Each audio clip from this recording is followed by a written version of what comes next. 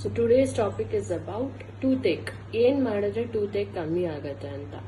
ಇವಾಗಿನ ಟೈಮ್ಸ್ ಅಲ್ಲಿ especially in mid age about 35-40-45 years ಮೇಲ್ಗಡೆ ಎಲ್ಲರಿಗೂ ಸುಮಾರು ಜನರಿಗೆ ಟೂತ್ ಪೇನ್ ಅನ್ನೋದು ತುಂಬಾ ಕಾಮನ್ ಆಗೋಗಿರುತ್ತೆ.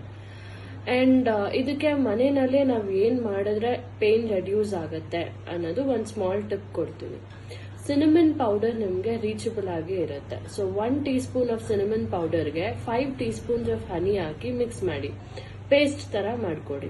ಈ ಪೇಸ್ಟ್ ನ ನಿಮ್ಗೆ ಎಲ್ಲಿ ಹಲ್ಲು ನೋವು ಅನ್ಸತ್ತೆ ಅಂತ ಜಾಗದಲ್ಲಿ ಡೈಲಿ 3 ಟೈಮ್ಸ್ ಹಚ್ಚೋದ್ರಿಂದ ನಿಮ್ಗೆ ಟೂತ್ ಪೇನ್ ನ್ಯಾಚುರಲ್ ಆಗಿ ರೆಡ್ಯೂಸ್ ಆಗುತ್ತೆ. Thank you.